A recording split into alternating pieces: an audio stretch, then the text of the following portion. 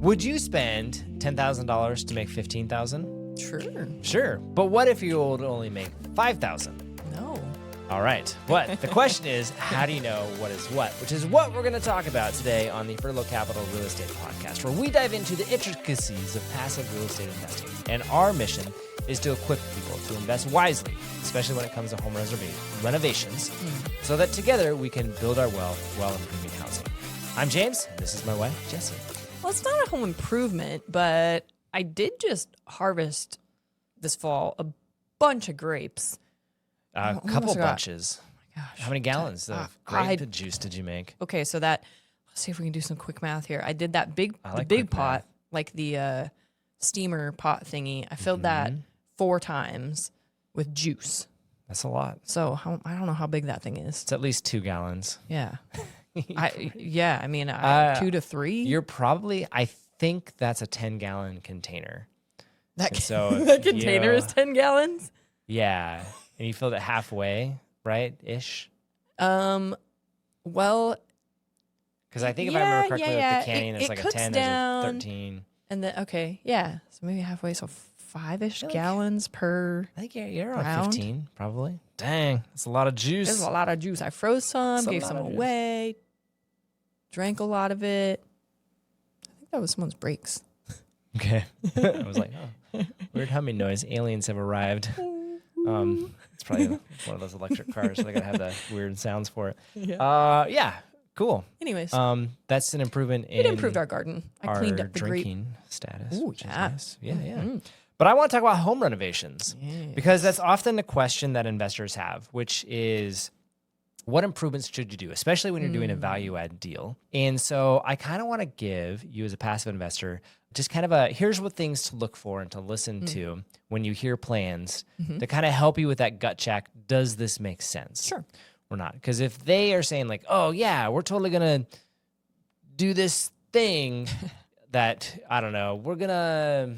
Change all the light fixtures. We're going to change all the light. I actually like that one. But we're going to, I don't know, build something in the backyard. If we're going to install a really fancy bird feeder in the front yard, you're like, is that going to really add to value or not? And so we're going to talk about that. Sure. Yeah. And I think it's important because in 2021, the average return on investment, I did a little bit of research, was 63%, which is fantastic. Yeah. It dipped down in 2023, and it's back up to like a 75%. Oh, my word. Yeah. Now, part of that is just real estate itself is just blown up, and so it makes it easy to get a return on stuff. But it's still important to know, what you're doing. And so there are a lot of renovations, though, that also lose money, and there's some very specific reasons, or there's reasons why, I guess, or ways to not lose money. It's maybe the better way to say it. Sure. So like good things, they add functional square footage to it. They fix deferred maintenance and they align with neighborhood norms. Okay. I think is important. Yeah. You kind of said it in there where I was thinking is like, you're mostly talking about renovations that are adding value, not necessarily like a repair. Although we're going to talk about that, but yeah. The deferred maintenance and that it's all in there. So the golden question that you want to ask is, can I improve the appraisal faster than I drain my cash reserves? Okay. Yeah. And again, it's just, you're just looking for like, what can I get a positive, what can I get a positive ROI with? Is that specific to flips or with any maintenance or renovations? Any type of renovation. Yeah, there's not a lot of differences, to be honest. The thing with a flip is it just goes for all of them all at once. Okay. As opposed to like a rental, you might be like, hey, we're going to start with these ones and then move down a list as we see necessary. And sometimes it has more to do with attracting tenants. There's things that tenants value and will pay for versus someone moving in. So you kind of play that, which honestly, it's more of a, if you were to draw the Venn diagram, if there's a big circle for what homeowners will pay for, within that is a smaller circle of what tenants value. So they all get it. All right, so let's talk about the winners. Let's talk about the high ROI ones first, and then we'll talk about the losers. This first one I know you're going to like because you semi-mentioned it Carpet. before. Flooring. Yep. All types of flooring. Refinishing wood flooring. It has 147% return on investment. Also, somehow refinishing wood floors on my YouTube kind of popped in there. It is so satisfying to watch. Really? And it makes a huge difference in the room. There you go.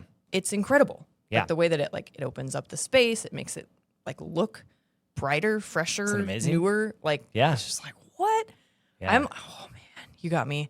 Oh. Don't tempt me, Frodo. Oh, man. I want to tear out our carpet so bad because I'm pretty certain there's hardwood under there. There's at least hardwood in like sections where they've taken the carpet out, and so I'm like, man, it's gotta be. It's like our kids' bedrooms. It's hardwood, right? Our closet's hardwood. Which it's makes gotta you be. think. There's gotta be. Yep.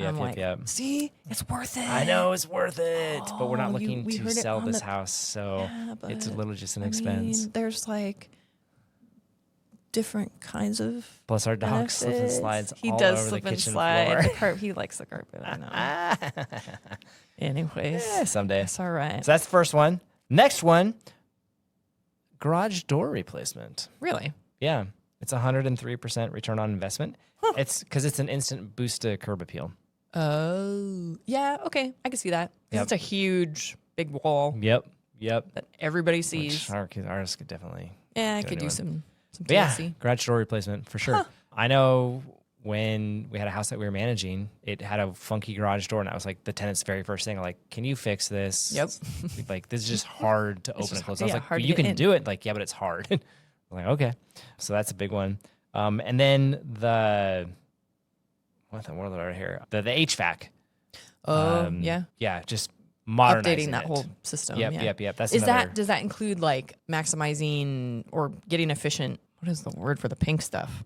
Pink, fluffy insulation. No, insulation, heating, like layering. Different. This is more like just putting in the fancy thermostats and putting in high efficiency units. Okay, that kind of stuff. Interesting.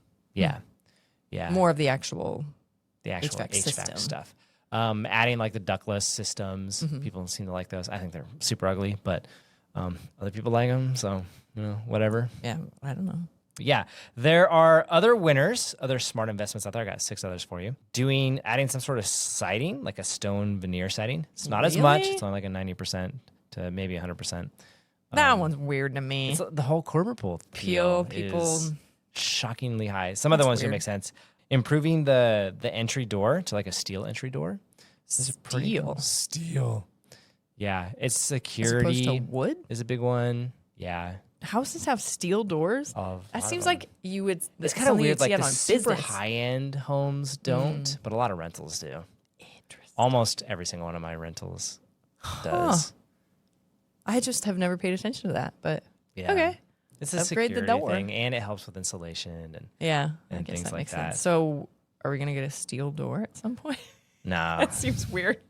I want to get like an all glass one for the dog. Yes. Minor kitchen remodel is the next one. That's usually what's at the top of most people's list when you ask them, like, what's kitchen and bathroom, right? Yeah, which I'm pretty sure is the next one. Yep, bathroom remodel. Yep. Kitchen remodel and bathroom. Kitchen's like a 86 to 96. Bathroom remodel is like a 70 to 90. Yeah. And it's kind of a minor kitchen remodel, not just a full blown take it down the studs and start over. That starts to it's just making it a little bit nicer. Yeah. So those are good investments. Again, those are usually the ones that people think of. But I was kind of surprised when doing the research. I was like, oh, curb appeal. And it's from an ROI standpoint, which is like, it's not a lot of dollars to get a big boost. That makes sense. It's not to say, I think most people would prefer to have the kitchen upgrade. But if you're like, hey, I only have $1,000 to spend, you're like, buy a new door. Yeah. That's how to think about that. Another one, a deck addition is a big one because it increases your living space. Oh. But a deck specifically, as opposed to like putting in a gazebo or correct. You want it attached to your house. Patio thing or something. There might be nuance there that's not captured in the research, but interesting. In general, a deck. Yeah, people like having like that easy walkout, no mud, it's right there, that kind of stuff. Super nice. And then the finished basement or attic is another one. That's a hard one because It could just it's just a lot of money, and that's about a 70% return on investment. So it's great. You should still do it. But it's just bigger projects. Yeah, it's similar to the deck one. Like it increases your living space, but it is more expensive. So yeah. So you have to weigh it. Yeah, and again, all these things have caveats. Like, are you adding a bathroom down there? Are you adding a wet bar? There's different things that mess with that equation. So these are all just general rules. But again, think of it as a passive investor standpoint. If someone talks about doing one of these things, like, hey, we're going to increase the value, and you go, okay, I feel good about that. It's not really renovation, but like, where does upgrading appliances fit in there? Is that like that minor kitchen remodel? Yeah, I put it in that category. Yeah, it's kind of like, some of those replacing appliances or just updating them depending on what's in there can make a difference, but. It's weird. That might just file under the maintenance category. Oh, interesting. And it's, that's a good question. I always go for it. I like doing it personally because I just think it looks nicer. Yeah. And pulls everything together. And it is not a lot of money it's like an internal curb appeal. But yeah, mathematically, it's like, it's okay. It's good. Take it or leave but it's it. not a loss. Everyone's been talking about the new gold mine of ADUs. Yep. They're okay. It's like a 20 to 25% increase. Yeah, that's not nearly as much as I would have. But the problem is, and I like this when I saw it, it was like ADUs, they're the new gold mines until you see the $180,000 build cost, which I was like, where are you building that for $180,000? Which again, this is like nationwide stuff. I think on the West Coast specifically, it's not a great return on investment. It just doesn't make sense. Yeah. Now, if you can split the lot and have land go with it, like that's a different story altogether. But when you just think about renovations, that's one where I'm like, you might think twice about the ADU one. It could, especially if you're talking about West Coast. Yeah. If you're inland, that's a different story. But West Coast, it's hard to make those numbers. Is that because we have more space for building typically, and people don't want to be like crammed in, or no? It's just the building costs are a lot. Higher. Yeah. The requirements, the fixed cost requirements that go with it, like having your STCs, which is the cost to like just to hook up to water and sewer, is expensive. And that's like West Coast versus Midwest and Midwest and East. Huh. Yeah. Interesting. Yeah. I would imagine high regulation states, the numbers don't make sense. Yeah. That's my guess. But yeah. All right, let's talk about the money pits. All right. So luxury over upgrades. So like marble baths, gourmet kitchens. Yeah. It's just personal taste doesn't necessarily equal value. It's like steamer, amazing showers. Yeah. I have this one person we're talking about bringing her on as a client, and she has a spa in the middle of the living room. Middle of the living room? Yeah, with like glass casing and all sorts. It's kind of crazy. And she's like, this feature is amazing. I'm like, I should get a premium for it. And every time I'm like, I don't know if I'm seeing the numbers for it. And like, so we were having discussions. We're like, I actually think you should decommission it. Because the problem she's running into is, so she used to have it as a vacation rental, which I was like, awesome. Totally makes sense. Love it. Yes. But now she's turned it into a long-term rental. And tenants are like, that's cool. And then never use it. And now they're saddled with this thing that they have to like, maintain and it's like super annoying. And so I'm just like, I don't know. So that's definitely falls into that category. Interesting. Of a money pit thing. Huh. Swimming pools and hot tubs, speaking of which, not great. This high maintenance, they're climate dependent for their appeal. Yeah. Though I would love to get us a hot tub. That'd be fun. But yeah, it doesn't make sense for an investment if someone's like, we're going to, again, maybe if you're investing in vacation rentals, sure, the equation changes. Or I get it. Different climate, perhaps. Perhaps. I don't know. Yeah, maybe. Garage conversions. I was surprised by this one. So buyers, they want storage, and appraisers rarely credit the conversions. Oh. For it. So they won't, like, even if you convert it into a living space, they won't count it as a living space. Yeah, and now I would say if you turn it into like essentially a single family home into a duplex and make it a standalone, that might be different. But usually it's like, it's just another bedroom. Yep. And it's just not quite worth it. All right. Apparently. There you go. I was surprised by that. But yeah, you would think with the other things that like add living space, like a deck or add-on conversions or whatever. But yeah, I think nope, it's not necessarily. Yeah, and then the similar highly personalized spaces like movie theaters, wine cellars, home gyms, that kind of thing. Not quite. Yeah, those. I mean, it makes sense because people want to design those spaces based on what they want and how they spend their time, and it's very niche. That's one of the bummer parts about flipping. It's like everything is like, what is cookie cutter, mainstream, just the basic, boring. I want the boring colors, like just whatever. It's because someone's gonna go in and make it their canvas. own. Yeah. Which is fine. I get it, but the personalization just not so much. I once toured. Well, it was when I was working for a real estate agent, and I was helping to take photographs, and this guy had a shark tank. That's right. In his house. I would imagine cool. adding a shark tank, big old that fish falls tank walls, into the maybe swimming pools, maybe the loser, luxury over upgrades, highly personalized. It's checking a lot of boxes. What about? There was also this secret passageway from the library, and it that's hidden, cool. That's definitely a lot of value added. And you could open it, and then there's a secret staircase. Have you that could be cool. Have you seen? I think it's some YouTube guy. It's his channel where he has totally made his house super wacky. I think so. Yeah, I think I have seen for his that. kids, and it's it seems so confusing. The one upgrade though that I am yes, thank you. He put this climbing rope hammock gym thing up in the lofted ceiling. I'm yes, thank you, because lofted ceilings are dumb. It's a waste of space. You might as well just put in a normal ceiling and have more living space. But he created this super cool thing. His kids can play on. It's super fun. It's it's still open. It's now that adds value. There you go. Our house doesn't have one. Fair enough. I know, point. But still. Would you put that into a rental? It sounds like a liability just waiting to happen. Yeah. Just make it webbing ready. Use at your own risk. Just post a bunch of disclaimers. Okay, all right. Or maybe upgrade the flooring to be padded. Oh, there you go. And then there's the middle ground, the invisible repairs paradox, right? They're necessary, but they're not valuable. Yep. Yeah. Plumbing upgrades, electrical rewiring, foundation repairs, roof replacement. Keeps the value flat. It avoids losses, but it rarely equals equity growth, which is is what it is. Those things are we talk about it all the time. Essential, but when we're annoying. evaluating properties, we're it needs a new XYZ. Mm-hmm. There's this just doesn't add any value, which we just subtract it from the price. We're how much does it cost to replace this roof? Subtract it.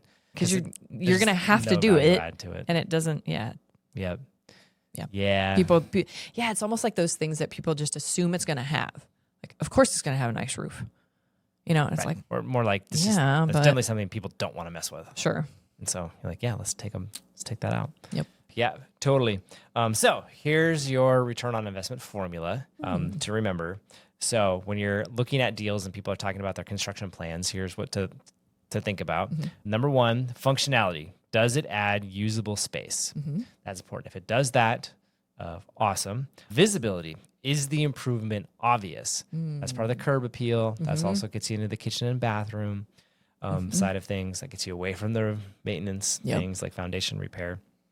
And then demand alignment. Does it match neighborhood norms? You're not doing personal taste. People want. For you would do super bright, splashy colors. Each wall would be a different color. Yep. And it's it doesn't really work. The majority of people, not attractive. Yeah. So, and just also locality matters, right? A deck in Oregon is not the same as putting a pool in Phoenix. Sure. And so you kind of got to you got to feel it out. What makes sense. Mm-hmm.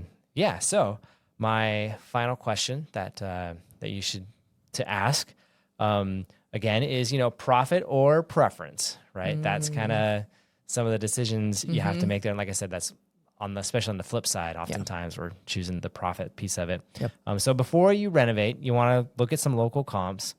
You want to request an as completed appraisal, which they'll actually do. Mm-hmm. Hey, if you do these repairs, here's what it'll be worth. And then you also just want to calculate that cash flow impact. Do the math ahead of time.